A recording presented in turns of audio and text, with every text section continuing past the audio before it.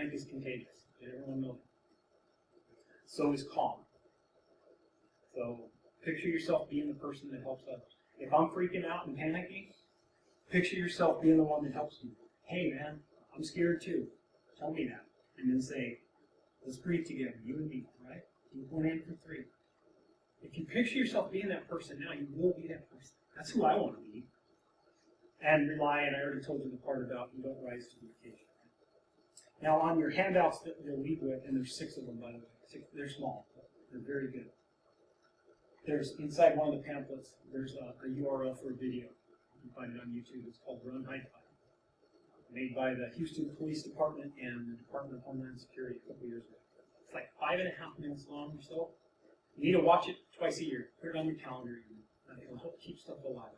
And it talks, it's a great little what do I do in this situation. It helps your OODA loop a lot because it's visual. There's a lot of stimuli that will go into that database that later on you'll recognize. I suspect the people in the airport watch that video. That's what I suspect. Try to research that. And the other one is the 7-ounce. It's basically the same concept, just a little farther. So I won't belabor those. They're in the handout.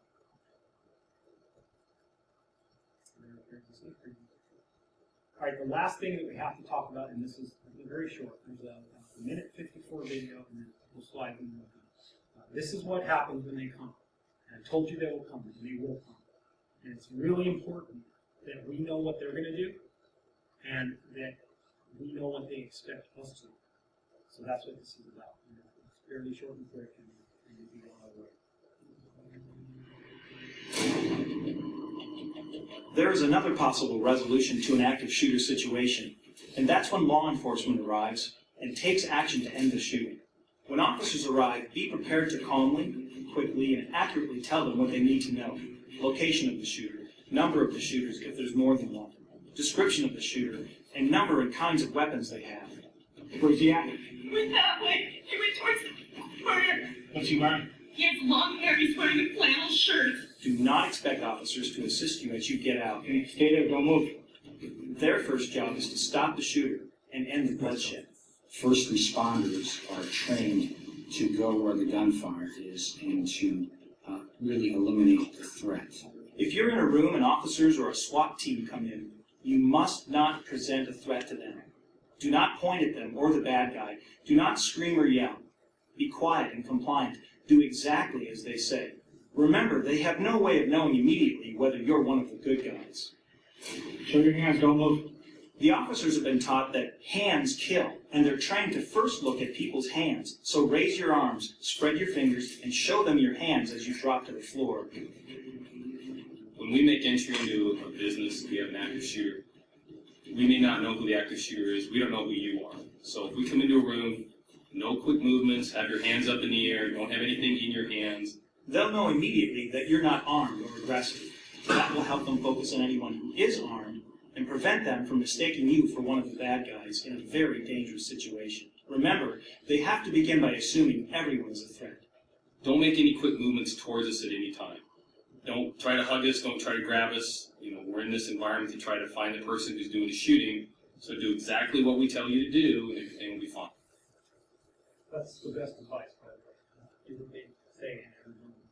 I just got a text message from my son, who's in Colorado, where I'm from. Most of my active shooter at Arapahoe High School in Centennial, Colorado. Possibly 2 victims. Just freaky.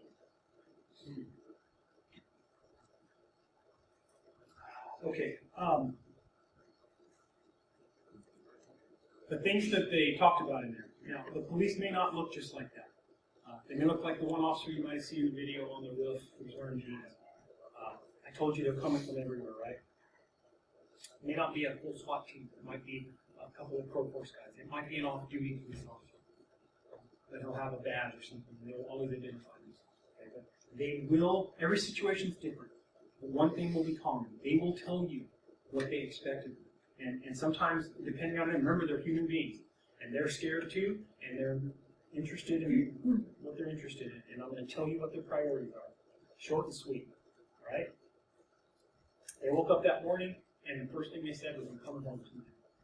Their first priority, just like you and me, is to number one, their own survival. Their second priority, which, by the way, is very close to that first one, is to their team. The people.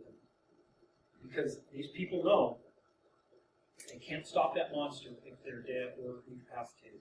So knowing that now, and knowing that they're people, they're very well trained people, but they're people. They're not going to assume things. And it's somewhat offensive. I've been on both ends of this, all right? It's somewhat offensive for me as a good guy to be thought of as a bad guy by a police officer. But I have to tell myself, they don't know me. They have to assume it. Right? Just keep that in mind. A couple quick notes. The weapons pointed at me. It's not fun to have guns pointed at me at all. I've had them pointed at me in many different occasions. Some training, some not training. It doesn't feel good. But in this sense, and you saw in the video, they're not really pointing the gun at someone and putting their finger on the trigger, unless it's an action. They've got flashlights on the end of their weapons. They're looking under desks. That finger's never on the trigger, like in Hollywood movies, right? And the thing can't go off by itself. They're not going to shoot someone unless there's a reason to. So the whole idea by telling people this stuff is that we don't want to give them a reason to do something unfortunate. So being searched and handcuffed, what if, they were told that the perpetrator has a white shirt and black tie on? I'm getting searched, right? Or a red sweater or whatever. I mean, they're going to do diligence. They're going to make sure that they're clear on all of that. And now this is the hardest part. And a friend of mine, his name is Mondo Limon, who's a retired Albuquerque police officer. And he was on their SWAT team for Jackson.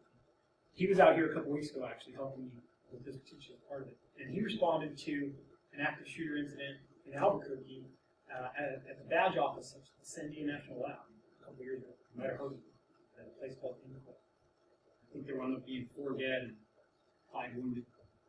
And by the way, that one had a domestic violence component to it, a figure. So when they arrived, the incident had begun outside in a big sprawling complex building. It had started outside in the smoking area. And so when he and his team arrived, the first responders, there were 3 women down. 2 of them were already dead. And the other one was laying there bleeding. And she was gesturing frantically at them. And he said, the hardest thing he's ever had to do in his life. They could not stop the blood. They had to go. Because there's a monster in there, and there should be more. So they have to go. But someone's going to come. It's going to happen. Now, the TSA officer that died, it was 33 minutes before they got medical assistance. And I know the family right now is looking into litigation. But I'll say this. I certainly don't know all the details. But here's the thing. The tactical commander on the scene, he's not going to risk getting EMTs and paramedics killed by sending them into an area that could potentially still be a threat. In fact, EMS nationwide, they all have the same protocol. They won't go. They'll get fired for going because the last thing we need is our paramedics getting killed. Get there as fast as they. Believe me, they are more dedicated, if anything, even than the police are. Those people want to help. They'll get there as fast as we can. And lastly, if you know something that'll help, tell them. The weapon thing is huge. If you don't have to be a weapon guy. But as a responder, for me, if I know it's a rifle instead of a pistol, that changes things for me. That's kind of a game changer. Right? Now, you may not know. You may just say it's a long gun if you don't know guns. Do you have a bag, a big bag? I would really like to know that. Because that could mean lots of ammo. It could mean explosives. So that's kind of what I'm getting at. Whatever if you're sure of information, give it to me. And then lastly, these don't worry about writing because there's one of the handouts has this on it. And we're pretty much at the end. I just need a couple things. And if you don't have time now, take it with you. But good, bad, or indifferent, whatever kind of comments you can give us on this eval sheet. We're using it to make this better and using it to go up the chain and show management trends and all of that. So if you think it's too long, say that. If you think it should be mandatory, say that. If you think it's too short, whatever you think, good, bad, or indifferent, we want to know. Okay? And don't leave without your handouts. I'll go get them prepared for you while you're doing that. And lastly, thank you so much. I know Death by PowerPoint is a long, arduous thing, and I appreciate it. Thank you very much. Thank you.